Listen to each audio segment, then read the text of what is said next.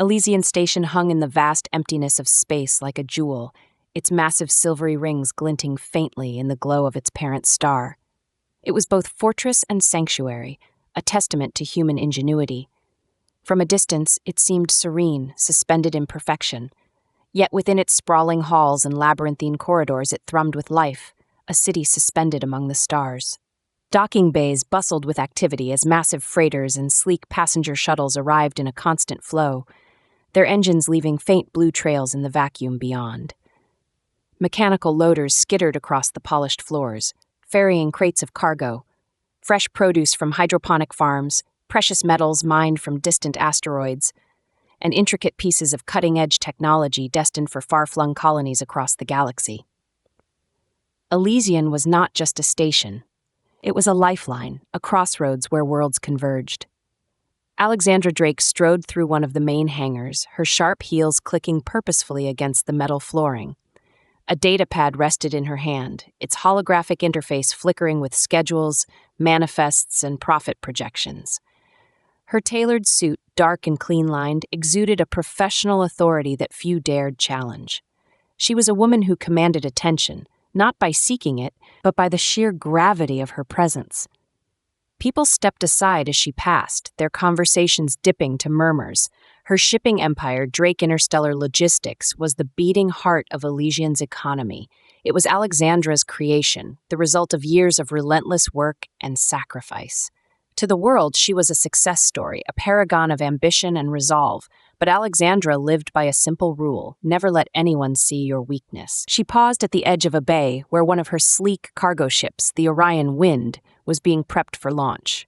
Workers moved around it with precision, carrying out pre-flight checks.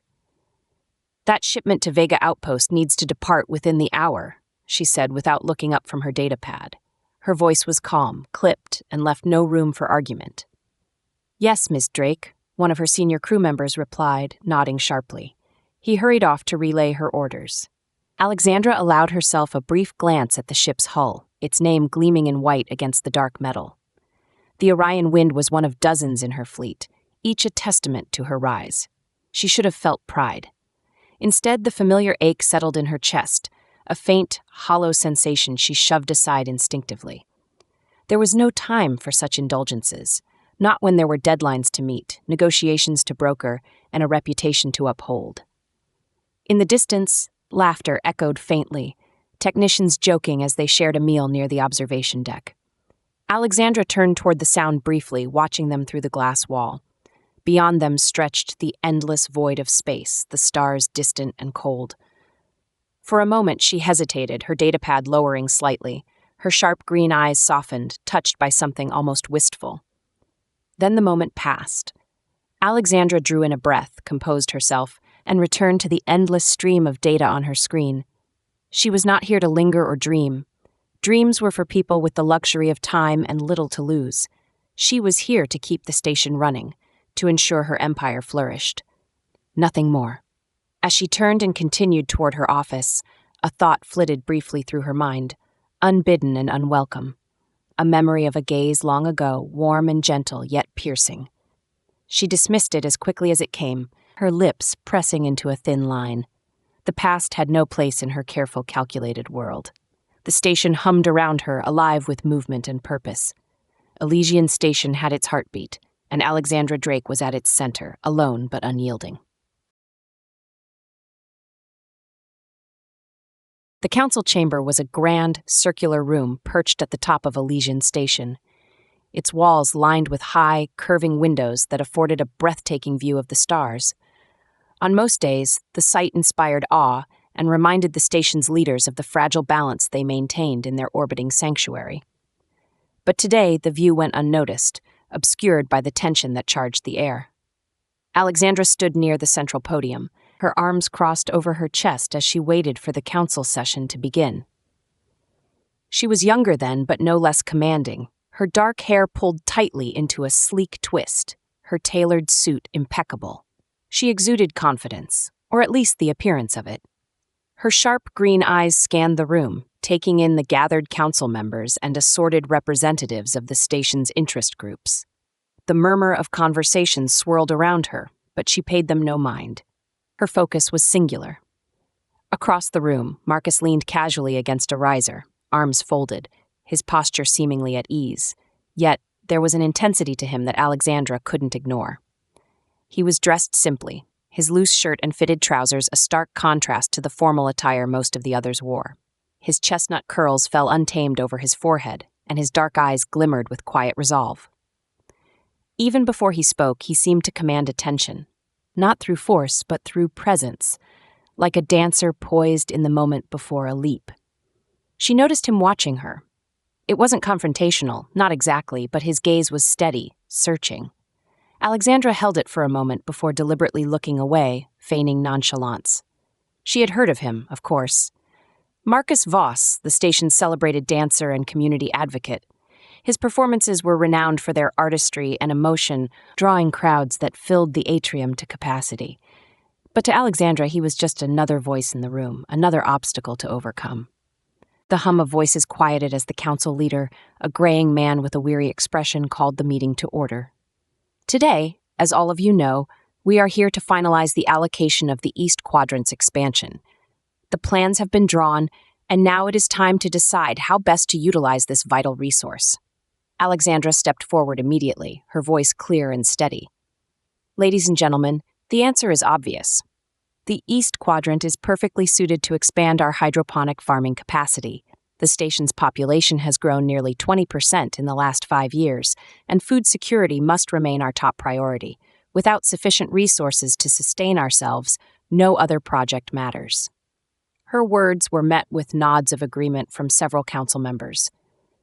Alexandra allowed herself a small sense of satisfaction. Logic and pragmatism were her strongholds, and she had made her case unassailable.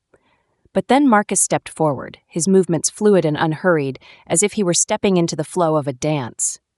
"With respect, Ms. Drake," he said, his voice warm but firm, "I think you're looking at this far too narrowly." Alexandra's brow arched. "Narrowly? I'm talking about ensuring the survival of the station, Mr. Voss. I fail to see how that's narrow." Marcus smiled faintly as though he'd expected her reaction. "Survival is important, yes," he said, "but so is living. What I propose is a space that gives this community more than just sustenance, a performance hall, where people can gather, share stories, and connect. A place to remind us why we fight so hard to survive in the first place. Without art, without culture, what are we but machines going through the motions?" A ripple of approval ran through the room, and Alexandra felt her jaw tighten. She had known his proposal would gain traction. It always did with dreamers like him, but she refused to yield ground. "You want to use one of the station's most valuable resources," she countered, her tone sharp, "to build a theater? A luxury project that benefits only a portion of the population?" Marcus's expression didn't falter. If anything, he seemed to lean into her challenge. "It's not a luxury," he replied. "A performance hall would benefit everyone, children, families, workers. It would be a place for rest, reflection, and inspiration. The station isn't just a machine, it's a home. We need to nurture the spirit as much as the body. And when the crops fail because we prioritize spirit over food," Alexandra shot back, her voice rising slightly. "When people go hungry because we chose art over practicality, will they find solace in your performances then?" The room fell silent, the tension palpable. Marcus regarded her for a long moment, his dark eyes unblinking. Then he spoke, his voice quieter but no less assured. "You think art isn't practical, Ms. Drake, but I've seen how it saves people. I've seen workers, exhausted and worn down, find new strength in a simple melody. I've seen children laugh for the first time in weeks because of a story told on stage. You talk about survival. I'm fighting for the same thing, just in a different way." For a moment, Alexandra couldn't find a response. There was something in his gaze, something unguarded and raw, that stole the words from her. He wasn't posturing. He believed every word he said, and his belief was unshakable. The council leader cleared his throat, breaking the silence. "I think we've heard enough from both sides," he said cautiously. "We'll adjourn to deliberate." As the room began to disperse, Alexandra turned away, her jaw clenched in frustration. She had argued her case well, but she couldn't shake the feeling of uncertainty that Marcus had left behind. She caught sight of him across the room, speaking to someone with a smile that lit his face. And then, as if sensing her gaze, he looked at her again. This time, she didn't look away. Their eyes met, and for a moment the room around them seemed to fade. There was no victory, no defeat, just the quiet hum of something unspoken, something neither of them could name. Then the moment passed. Alexandra turned sharply on her heel and strode from the room, her heels clicking against the floor. She told herself it didn't matter, but the warmth of his gaze lingered, long after she was gone. The lights in the station's atrium dimmed to a soft, ambient glow, and for a moment the vast space seemed to inhale, holding its breath.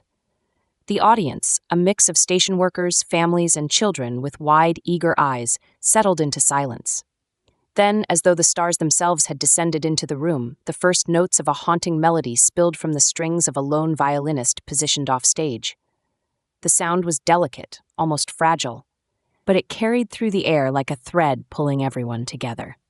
Marcus Voss stepped onto the stage.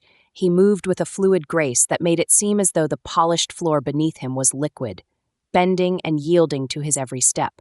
His presence alone was magnetic, commanding without force. Dressed in simple black, his silhouette became part of the music, his body swaying subtly as he waited for the rhythm to shift.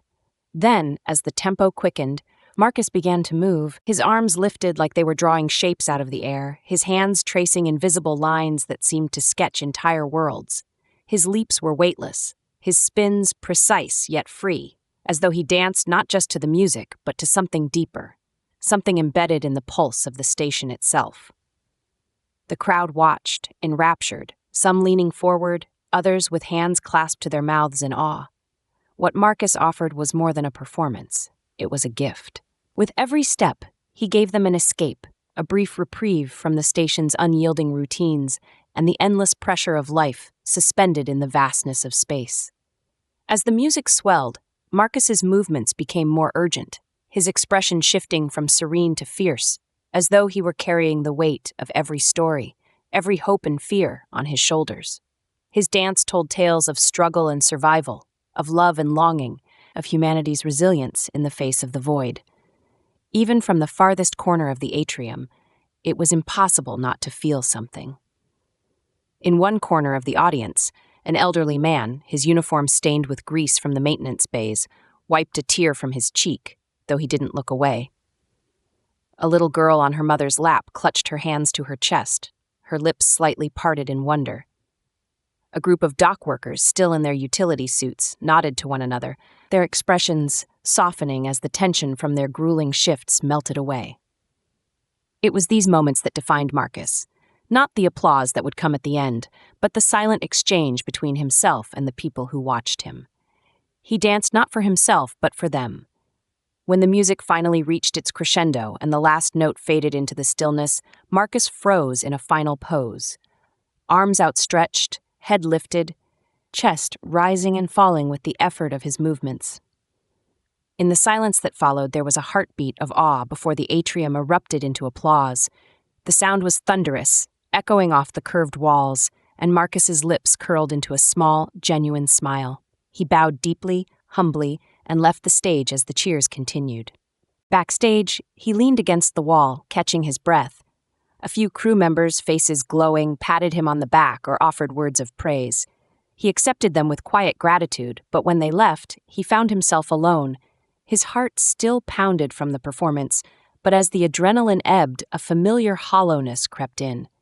The applause, the faces in the crowd, they filled a part of him, but not completely. He wondered, not for the first time, if there was something more he was meant to find. Or someone. On most nights, Marcus would linger in the atrium, mingling with the audience, soaking in the stories they shared with him about what his performances meant to them. Tonight, however, he found himself drawn to the observation deck. Perhaps it was the way the simulated stars in the atrium had flickered as the lights dimmed, reminding him of the real stars beyond the station's walls. He needed the solace they offered. Standing at the window, he gazed out at the endless stretch of darkness, punctuated by distant pinpricks of light. Somewhere out there were countless planets, countless lives, but here on Elysian Station, he had carved out his own small corner of purpose. And yet, some nights, it didn't feel like enough. His chest ached faintly, a yearning he couldn't name. He thought of the debates he'd had with Alexandra Drake all those years ago, her sharp wit and fierceness, like a blade that had cut through his idealism. He had admired her, even as they clashed, and sometimes, rarely, he let himself wonder what might have been if they had found common ground.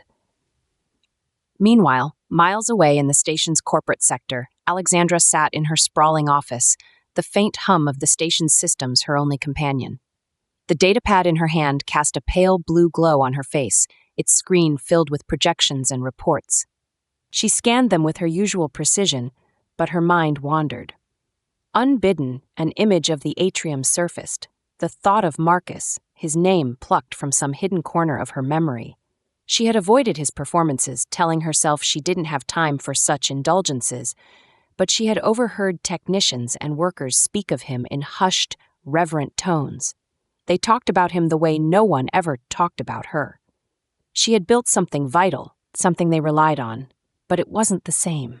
She wasn't the same. For a moment, she lowered the datapad and looked out the window, her reflection merging with the view of the stars beyond. The ache she carried, the one she thought she had buried, rose to the surface, and she pressed her hand to her chest as though she could will it away. In different corners of the station, both Marcus and Alexandra gazed into the void, the silence between them vast yet strangely intimate. Both felt the pull of something missing. Neither could quite name it. The council chamber was silent, the air heavy with a sense of foreboding. Through the curved windows, the stars seemed dimmer than usual, their light muted by the weight of the station's newest crisis. Alexandra stood near the edge of the round table, her posture straight and unyielding, though her fingers tightened imperceptibly around the edge of her datapad. She hated waiting, and the tension in the room was oppressive. The council leader, a gaunt woman named Chairwoman Alara Kale, cleared her throat, her voice cutting through the stillness. As you're all aware, the station's energy core has begun to fail. Diagnostics indicate a complete collapse within 6 months if we don't act. Without the core, all power to Elysian Station will be lost. A murmur rippled through the room, sharp whispers of concern, the rustle of movement as people shifted in their seats. Alexandra remained still, her green eyes focused on the holographic display that flickered to life above the table. It showed the core, a complex lattice of glowing conduits, and the jagged fissures spreading slowly through its structure. The only solution, Alara continued, is velstrium. The mineral is rare, but it's the key to stabilizing the core. Our scouts have located a deposit of it in the Venn expanse, on an asteroid drifting dangerously close to a neutral zone. Negotiations for access have stalled, and given the urgency, the Council has decided to assemble a team to lead the retrieval mission. Alexandra didn't hesitate. "I'll head the mission," she said, her voice cutting through the hum of conversation. All eyes turned toward her. She met them without flinching. "My fleet is well equipped, and I have the resources to ensure the operation is completed efficiently." As soon as she finished, another voice spoke, smooth but resolute. "You'll need more than efficiency for this mission." Alexandra's gaze snapped to the source, and her breath hitched despite herself. Marcus Voss stood at the far side of the room, his arms crossed, his calm confidence unmistakable. He was dressed simply as usual, but his presence seemed to fill the chamber. His dark eyes met hers, and for a fraction of a second, she felt as though the floor beneath her had shifted. He continued, addressing the council. "The Venn expanse isn't just a resource dispute. It's a battleground of competing interests. We'll need someone who can navigate those tensions as well as the dangers of the mission itself. I volunteer to co-lead." Alara raised a hand to quiet the voices suddenly erupting around the table. "This is not a decision to be made lightly," she said, her tone firm. Her piercing gaze fell on both Alexandra and Marcus. "You are both accomplished leaders in your own right, but this mission requires collaboration, not competition. Can you work together?" Alexandra's jaw tightened. She hadn't seen Marcus in years, not since their heated debates over the use of station resources. His idealism had grated on her pragmatism, his unwavering faith in people a sharp contrast to her relentless focus on results. Yet, standing there now, she couldn't deny the weight of his presence, the undeniable pull of his steady gaze. "Yes," Marcus said simply, his voice steady. "For the station, I can." Alexandra hesitated, her mind racing. Co-leading with Marcus meant sharing control, something she rarely did. But the stakes were too high for personal pride. She gave a curt nod. "Agreed. The mission's success is all that matters." Ilara inclined her head, her expression relieved. "Good. You'll leave in 3 days. Work quickly to assemble your team and resources. Every moment counts." The meeting adjourned, and the council members began to file out. Alexandra remained by the table, her datapad in hand, scanning reports on the asteroid's terrain and potential risks. She was aware of Marcus approaching before he spoke. "Still as decisive as ever, I see," he said, his tone light but edged with something deeper. She glanced at him, her expression carefully neutral. "And you're still persistent." He smiled faintly, the corners of his mouth tugging upward in that infuriatingly genuine way she remembered. "We'll make a good team." "We'll see," she replied, turning back to her datapad. "Just don't get in my way." "I wouldn't dream of it," he said, but there was a spark in his eyes that told her he wasn't about to let her dictate everything. As he turned to leave, Alexandra found her gaze lingering on his retreating figure, a flicker of something unfamiliar stirring in her chest. She shoved the thought aside and focused on the task at hand. There was no room for anything but the mission. But as she left the chamber, she couldn't shake the feeling that somehow everything was about to change. The command center of the Stellar Resolve, Alexandra's flagship, was a hive of controlled chaos. The room pulsed softly with the glow of holographic displays, translucent maps of the Venn expanse projected midair, their jagged asteroid paths shifting with calculated precision. Crew members bustled around, their voices low but efficient as they coordinated preparations for the mission. Alexandra stood at the center, her stance commanding, one hand resting on the edge of the central console.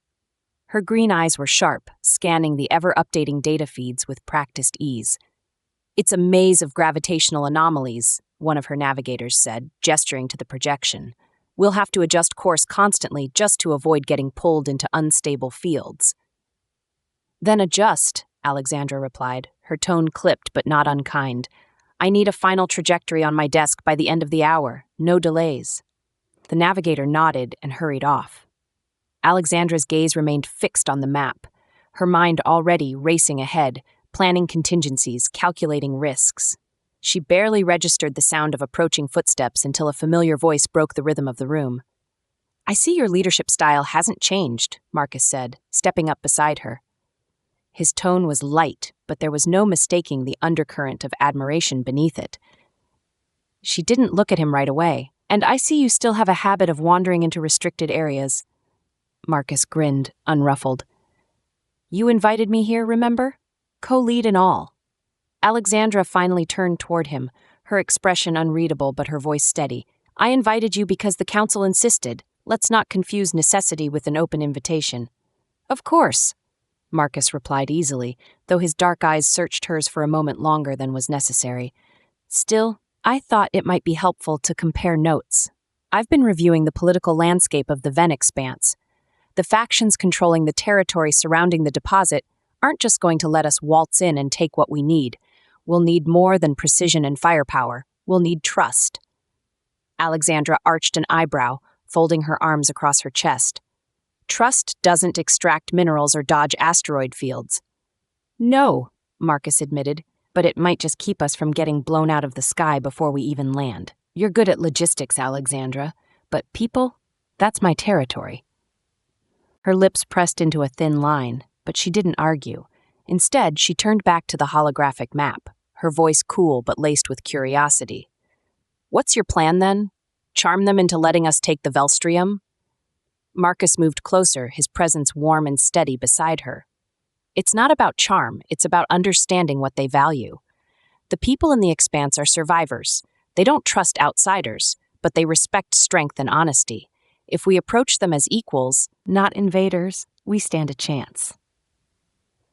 For a moment, Alexandra said nothing. The idea of relying on soft skills in a mission this critical made her uneasy, but she knew Marcus wasn't naive. He had lived his entire life convincing people to see the world through his lens, to believe in something greater. And as much as she hated to admit it, his perspective might be exactly what they needed. She exhaled softly, her voice softening just enough to catch him off guard. Fine, you handle the diplomacy, but if they so much as twitch the wrong way, my fleet takes over. Marcus smiled faintly, the corners of his mouth lifting just enough to hint at his amusement. Fair enough, he said, his tone light but firm. I'll take the first round. You can have the last word. Alexandra almost smiled at that, but caught herself, turning back to the map instead. We'll see. Hours later, the two of them stood alone in one of the ship's observation rooms, the preparation frenzy temporarily subsiding as the stellar resolve cruised toward the edge of the Ven expanse. The room was quiet, the only sound the faint hum of the ship's engines and the soft hiss of air circulation. Through the wide glass window, the asteroid field loomed in the distance, jagged rocks glinting faintly in the light of distant stars. Alexandra leaned against the railing, her datapad tucked under one arm. She had planned to review the latest tactical updates in solitude, but Marcus had followed her here, as persistent as ever. "You're relentless," she said without turning, though her voice lacked its usual sharpness. "I prefer to think of it as committed," Marcus replied, stepping up beside her. His gaze turned to the asteroid field beyond the glass. "I couldn't stay in the command center. Too many numbers, not enough movement." She smirked faintly before catching herself, shaking her head. "You're impossible. And yet, here I am." They stood in silence for a moment, the weight of the mission pressing down on them like the vastness of the space beyond. It was Marcus who broke the silence. "You've built something incredible, you know. This ship, your company, it's beyond anything I could have imagined the last time we worked together." Alexandra's shoulders stiffened slightly, but there was no mistaking the sincerity in his voice. She glanced at him, wary but curious. "And?" "And," Marcus said, meeting her gaze, "I think somewhere along the way you forgot to leave room for yourself in all of it." The words landed with a weight she hadn't expected, and for a moment she didn't know how to respond. She looked back out at the stars, her voice quieter than before. "What about you? All your dancing, your speeches about community. Don't tell me you've never felt the same." Marcus's expression softened, a flicker of vulnerability crossing his face. "I have," he admitted. "But I've learned that it's the connections we make that fill the gaps, the people we let in." Alexandra didn't reply, but her grip on the railing tightened slightly. The silence between them stretched, no longer tense, but laden with something unspoken. Finally, Marcus placed a hand on the railing beside hers, close but not touching. "We've got this," he said quietly, his voice steady. "Together." She turned to him, her green eyes searching his dark ones. For the first time in years, she allowed herself to trust, not completely, but enough. She nodded, a small but significant gesture. "Together," she echoed. The asteroid field loomed closer, a jagged challenge waiting to be conquered. But for the first time, Alexandra felt a flicker of something she hadn't allowed herself to feel in years. Hope. The stellar resolve was quiet at this hour, its usual hum of activity reduced to the soft whir of systems running in the background. Most of the crew had retired to their quarters, leaving the hallways dimly lit and empty. In the common lounge, a wide window stretched across the far wall, offering an uninterrupted view of the star-filled void. The room was still, save for the faint crackle of a warm drink being poured from the dispenser in the corner. Alexandra sat on one of the low benches near the window, legs crossed, her datapad balanced on one knee. She'd come here to work, or so she had told herself, but the screen in her hand had gone dark minutes ago. Her gaze was fixed on the stars outside, distant, unreachable, yet always there. She didn't know why she felt pulled to this room tonight, but the silence was a welcome reprieve from the endless weight of responsibility that followed her everywhere. The sound of footsteps approaching broke the stillness. Without needing to turn, she knew who it was. Only Marcus moved with that unhurried ease, as though every step was part of some invisible rhythm only he could hear. She kept her eyes on the stars, waiting for him to speak. "You know," he said, his voice low but warm, Most people would be asleep by now. And yet, here you are, she replied, her tone mild, though her lips quirked faintly. She glanced at him as he approached, a mug of something steaming in his hand. He looked relaxed, his shirt untucked, the usual sharpness of his appearance softened by the lateness of the hour. Marcus shrugged and settled into the bench across from her, setting the mug down on the small table between them. Couldn't sleep, he said simply. Too much on my mind. Join the club, Alexandra murmured, flicking the datapad back on, but not truly engaging with it. Its glow cast faint shadows on her face, but her sharp green eyes remained distant. Marcus leaned back, studying her for a moment. There was no judgment in his gaze, only quiet curiosity. You know, I don't think I've ever seen you stop moving. Not really. Because I don't, she said, not looking at him. Stopping isn't an option when there's this much at stake. He tilted his head slightly, his expression thoughtful. You carry it all, don't you? The weight of this mission, the station, your company, it's all on you. Her fingers tightened briefly around the datapad before she set it aside with a sigh. Someone has to, she said softly. I've worked too hard, given too much, to let anything fail now. And yet you're still here, he pointed out, gesturing to the quiet lounge around them. Alone, watching the stars. Alexandra hesitated, her defenses forming instinctively. But something in the way Marcus looked at her, steady, unguarded, drew her pause. She glanced at him, and for a moment, the sharpness in her gaze softened. I used to come to places like this when I was younger, she admitted quietly. Before all of this, the company, the station.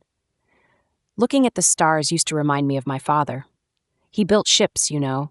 Freighters, nothing flashy. But he always told me that every ship was a promise to reach farther, to make something better than what we had. Marcus's expression didn't change, but his fingers curled around the mug he held as though grounding himself in her words.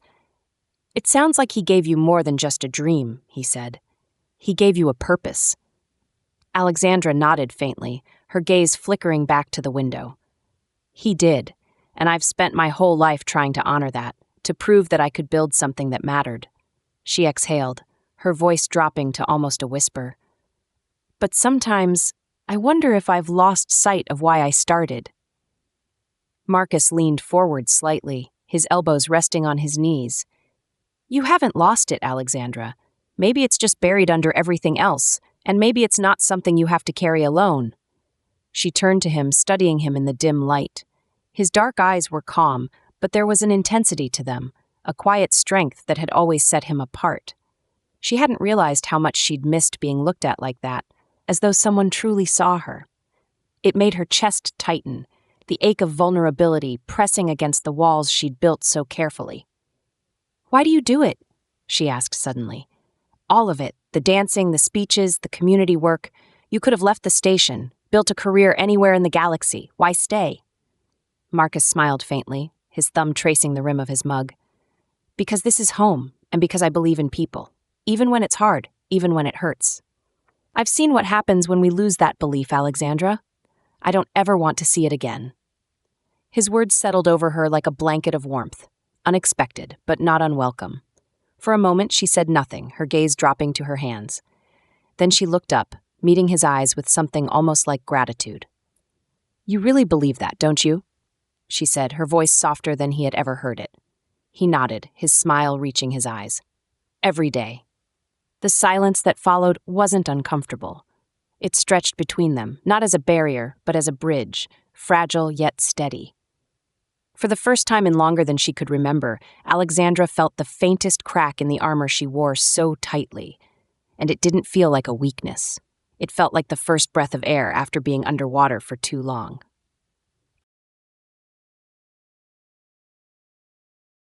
The faint hum of the Stellar Resolve's engines filled the observation lounge, a subtle pulse that seemed to sync with the quiet tension in the room. Alexandra stood near the wide viewport, arms crossed, her sharp silhouette framed by the endless sprawl of stars beyond. She wasn't looking at the stars, though.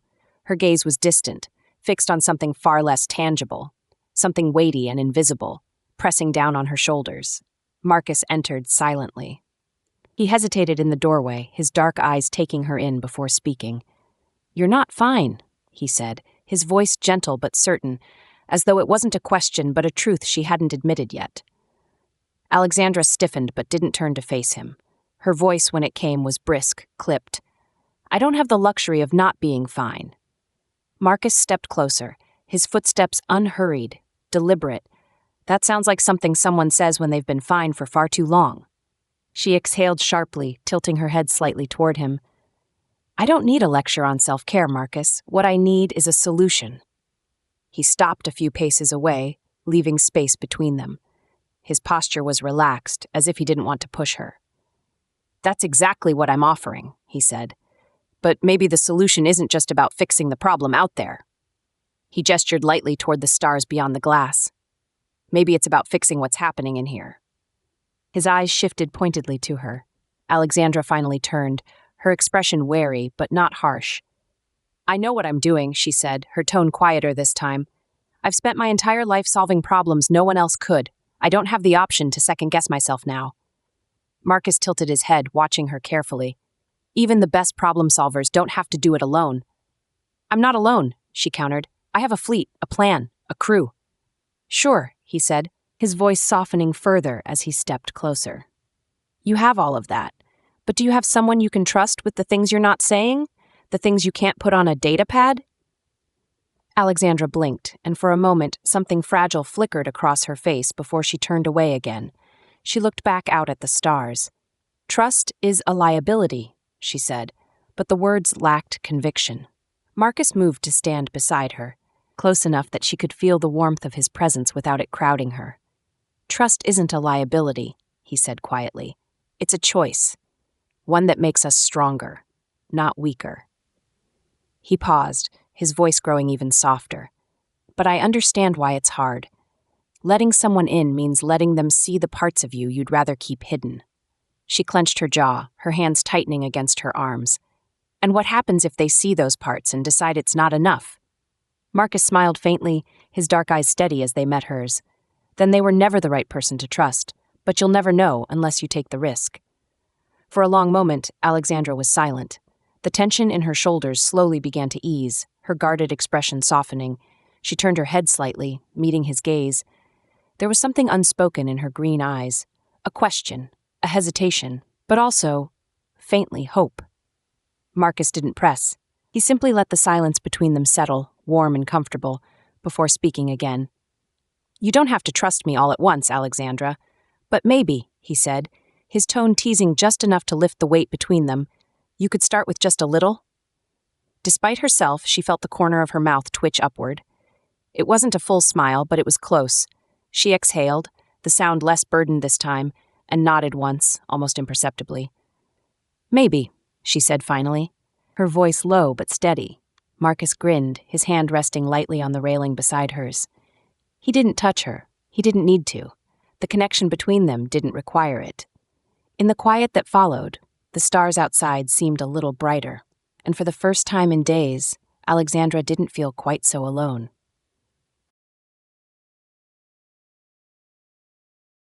The atrium of the Elysian Station glittered with simulated starlight, its high-vaulted ceiling a perfect illusion of an unbroken night sky. Pinpricks of light shimmered and swirled in mesmerizing patterns, casting a faint silver glow over the gathered crowd. The performance had just ended, and the audience, still spellbound, stood in clusters, their conversations hushed as though they feared breaking the fragile magic Marcus had left behind on that stage. Alexandra lingered at the edge of the atrium, her arms crossed over her chest, her sharp green eyes fixed on the spot where Marcus had just taken his final bow. She'd been convinced to attend only by the persistent suggestions of her senior staff, something about morale, about showing her presence as the station's leaders worked through the crisis ahead. She'd told herself it was just another duty to check off her list, but now, standing in the fading glow of the performance's aftermath, she wasn't sure what had compelled her to stay long after the applause had subsided. She hadn't expected it to affect her, but it had. Marcus's movements had been raw and hypnotic, each step and leap a story told without words. Where she operated in precision and control, he moved with a freedom that felt impossible and exhilarating all at once. Watching him had stirred something deep within her, something she had spent years burying under layers of pragmatism and logic. She hated how vulnerable it made her feel. As if summoned by her thoughts, Marcus appeared from a side corridor, his presence magnetic even off stage. His loose shirt clung to him lightly, damp from the exertion of the performance, his chestnut curls slightly disheveled. Spotting her, he smiled, a quiet, easy curve of his lips that lit up his dark eyes. He walked toward her with the same fluid grace that had captivated the audience moments ago. "You stayed?" he said, his voice low and warm, a touch of surprise breaking through the exhaustion that lingered in it. Alexandra straightened, her arms uncrossing, though she maintained her practiced neutrality. "I thought it was important to see what everyone's been talking about," she replied, her tone measured. "It was impressive." His smile widened a fraction, though his gaze remained steady, as if he saw more in her words than she intended to reveal. "Just impressive?" She opened her mouth to respond, but found herself caught in the pull of his expression. Gentle, curious, unguarded. Her usual sharp retort faltered. Instead, she simply nodded. "Maybe more than impressive." Marcus chuckled softly, the sound warm and unassuming. His eyes flicked to the simulated stars overhead, their gentle swirl reflected in his gaze. "You know," he said, tilting his head slightly, "when I dance, I'm always reaching for something. I like to think of it as reaching for the stars, even if they're not the real thing." Alexandra followed his gaze, her chest tightening inexplicably at the thought. "And do you ever feel like you've reached them?" she asked quietly. "Sometimes," he admitted. His eyes shifted back to her, his voice softening. "And sometimes, the reaching is the point." She frowned, the vulnerability of the statement catching her off guard. Before she could respond, Marcus extended a hand toward her, palm up, his fingers relaxed. "Dance with me." Her heart skipped, the words sinking in slowly. She'd been prepared for almost anything, his usual persistence, some kind of playful jest, but not this. "I don't dance," she said, the response automatic, her tone firm. "You think you don't," Marcus replied, unflinching. "But I've seen the way you navigate a room, the way you move when you're completely in control. That's not so different from dancing." She shook her head, her cheeks warming despite herself. "This isn't a boardroom negotiation. It's not the same." "No, it's not," he agreed, his voice quiet but insistent. "It's easier." The simplicity of his words disarmed her. She glanced at his outstretched hand, the way it hovered patiently, offering but not demanding. The simulated stars above seemed to shift, their glow softening the edges of the room, of her thoughts. Finally, with a resigned sigh, she placed her hand in his. His fingers closed around hers, warm and steady, and he led her to the center of the atrium, where the crowd had thinned, leaving a wide, open space beneath the shimmering sky. "Just follow me," Marcus said, his voice low, reassuring. His other hand rested lightly at her waist, and for a moment she froze, every muscle in her body tensed. But then the gentleness of his movements drew her in, his steps slow and deliberate, guiding her without force, inviting her into the rhythm of something unspoken. The silence between them was filled with the faint hum of the station and the imagined music of the stars above. Alexandra let herself move, tentatively at first, then with growing ease. Marcus's eyes never left hers, his expression open and unhurried, as if the entire galaxy had paused for this moment. "You're better at this than you think," he murmured, his voice barely above a whisper. "Don't push your luck," she replied, but there was no bite in her words, only a faint smile tugging at the corners of her lips. They moved together in the quiet glow of the atrium, the stars swirling above them, and for the first time in years, Alexandra felt something shift deep within her. It wasn't the stars she was reaching for, it was him. And in that moment, she let herself believe, just for a little while, that maybe the reaching was enough. The observation deck was quiet, its wide windows framing the endless expanse of stars. The faint light of the cosmos reflected off the polished floors, casting the room in a cool silver hue. Alexandra stood near the window, her arms crossed tightly over her chest, her reflection staring back at her with the same unyielding intensity she wore like armor. But tonight there was something else. A shadow in her green eyes, a weight she couldn't shake. The door behind her slid open with a quiet hiss. She didn't turn, but she knew who it was. Only one person would seek her out at this hour, and only one person wouldn't hesitate to step into her silence. Couldn't sleep? Marcus's voice was soft, yet it carried through the stillness like the faintest ripple across water. She didn't answer immediately, her gaze fixed on the stars. Something like that, she said finally, her tone clipped, but it lacked its usual sharp edge. Marcus lingered near the doorway for a moment before stepping closer, his movements unhurried. He came to stand beside her, hands tucked loosely into the pockets of his trousers. He leaned against the railing, his dark eyes focused not on the stars, but on her. "You've been quiet since the briefing," he said after a pause. "Quieter than usual, anyway. Want to tell me what's going on, or should I guess?" Alexandra exhaled sharply. A sound caught somewhere between a sigh and a laugh. "You don't give up, do you?" "Not when it matters," Marcus replied, his voice warm but steady. "And this feels like it matters." For a long moment, the only sound was the faint hum of the station's systems. Alexandra's fingers tightened around her arms, and then with a reluctant sigh, she turned to face him. "Do you ever think," she began, her voice lower now, more vulnerable, "that doing the right thing might destroy everything you've worked for?" Marcus straightened slightly, his brow furrowing. "Sometimes," he said carefully, "but I also think that not doing the right thing can destroy you in a different way." Her lips twitched, almost imperceptibly, as if she wanted to smile but couldn't quite manage it. "That's what I thought you'd say." He tilted his head, studying her with quiet patience. "Alexandra," he said gently, "what's really going on?" She hesitated, her eyes flicking back to the stars as if searching for an answer. Then, as though the words had been clawing at her for weeks, she spoke, her voice tight and controlled. "I've been working on something, for years in secret, a new energy technology, something revolutionary. It could stabilize the station's power core indefinitely. No Velstrium, no dangerous missions, just a solution, a permanent one." Marcus's eyes widened slightly, and for a moment he said nothing, letting the weight of her words settle between them. "You developed a way to fix the core?" he asked, his tone equal parts awe and disbelief. She nodded once, sharply. "It's not just an idea. It's real, tested, proven.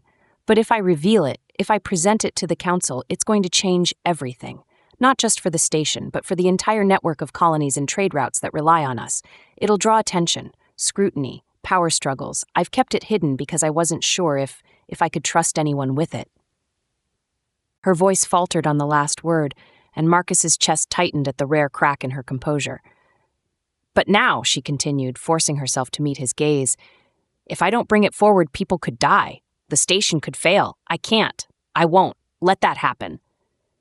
Marcus let her words linger in the air, his expression softening as he absorbed the enormity of her confession. Finally, he stepped closer, his voice quiet but unwavering. "Why tell me?" The question hung there, heavy and unspoken, until Alexandra answered. "Because," she said, her voice barely above a whisper, "you're the only person I trust to understand, to not use it against me, to help me see this through." Her admission was raw, stripped of its usual defenses, and it hung between them like a fragile thread. Marcus's heart swelled, not with pride, but with something deeper, a profound sense of gratitude for the trust she had placed in him. He reached out, his hand resting lightly on the railing beside hers, close but not touching. "Alexandra," he said softly, "you've built your life on carrying everything alone. I get it. But this? You don't have to do this alone. You've already done the hard part, creating something incredible. Let me help you with the rest." She stared at him, her green eyes searching his face for any hint of doubt or hesitation. She found none, only steady, unyielding belief. "And the council?" she asked, her voice laced with uncertainty. "What if they—" "We'll make them listen," Marcus interrupted, his tone firm. "Together. You've already saved this station once, Alexandra. You can do it again, and this time you won't have to stand in the spotlight alone." Her throat tightened, and for a moment she couldn't speak. Instead, she nodded, a small, vulnerable gesture that carried the weight of everything she couldn't say. Marcus smiled gently, his dark eyes warm. "Good," he said. "Because the station needs you, and I think maybe you need it too." For the first time in what felt like years, Alexandra allowed herself to believe he might be right.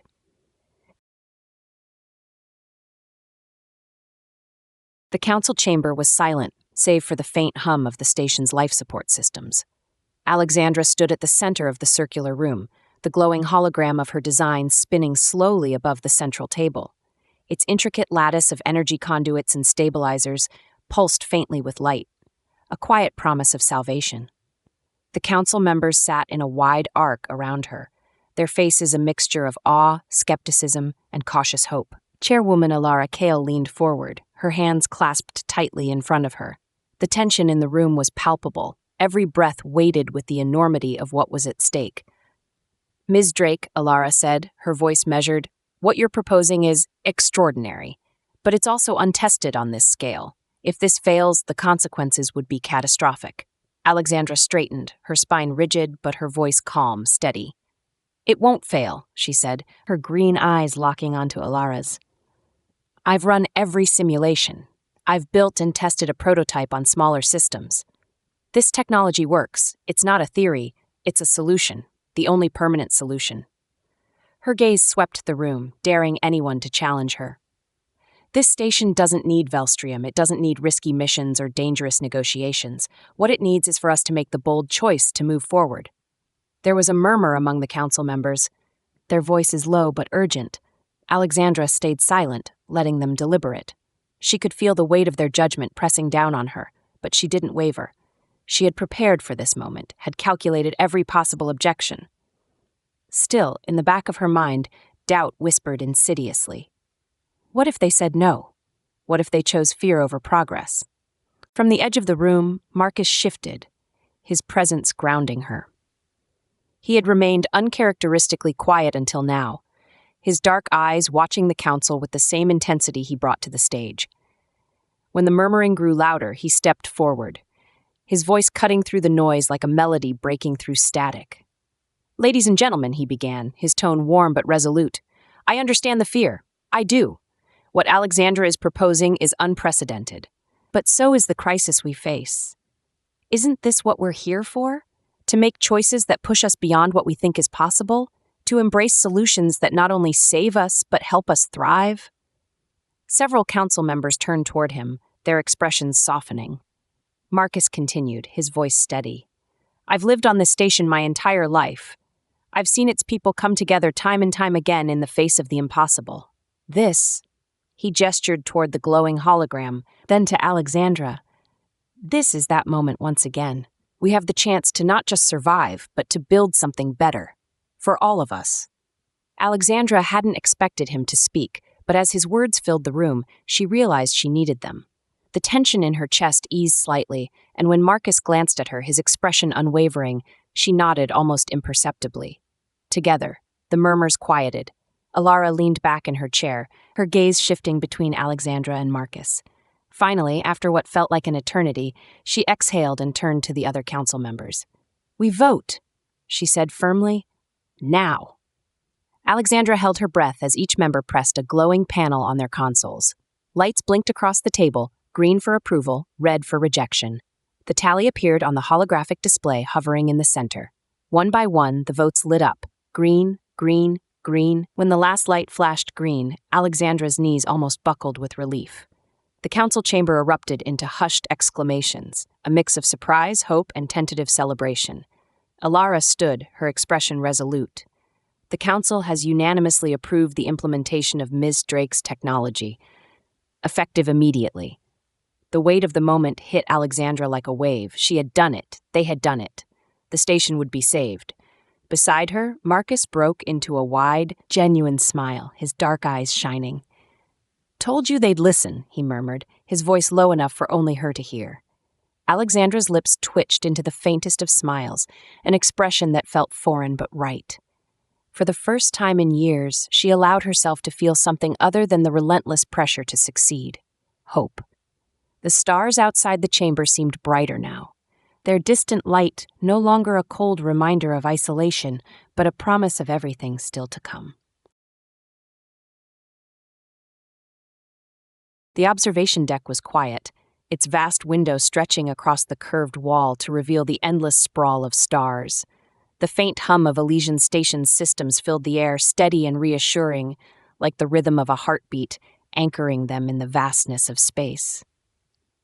Alexandra stood near the window, her arms resting lightly on the railing, her green eyes fixed on the constellations that sparkled like fragments of dreams scattered across the void. Marcus stood beside her, close enough that she could feel the warmth of his presence, but not so close as to intrude. His dark eyes were also on the stars, though his attention drifted, glancing at her when she wasn't looking. For a while, neither of them spoke. The silence was not uncomfortable, but thick with meaning, the kind of stillness that only came after surviving something immense. Alexandra's reflection in the glass was softer now, her edges no longer sharp, her expression contemplative. Finally, Marcus broke the silence, his voice low and steady, as if he didn't want to disturb the moment. When I was a kid, I used to think the stars were watching us, that they were waiting for us to find our way to them. Alexandra turned her head slightly, her lips curving in a faint, almost wistful smile. And now? He shrugged, his gaze unwavering as he looked out at the stars. Now, I think they weren't waiting, they were just there, reminding us that no matter what we go through, no matter how far we fall, there's always something bigger out there, something worth reaching for. She didn't reply immediately, her gaze following his out into the void. I used to think the stars were cold, she said quietly, almost to herself. Distant, like they were mocking us for trying to matter in a universe that doesn't care. She paused, her voice softening. But now they don't feel so far away. Her hand shifted slightly on the railing, her fingers brushing against his, not accidentally, but deliberately, testing a boundary she was no longer afraid to cross. Marcus looked at her, his expression unguarded, a quiet joy lighting his features. That's because you let yourself see them, he said gently. You stopped building walls between you and the stars. She met his gaze, and for the first time, there was no hesitation, no armor, just a quiet, profound truth in her eyes. Maybe I had help, she said. His fingers closed lightly over hers, and they turned back to the stars, standing side by side. The silence returned, but this time it wasn't heavy. It was filled with all the things they didn't need to say. Together, they gazed out at the endless cosmos, not as two separate forces, but as one, anchored by trust, by hope, and by the limitless possibilities of what lay ahead.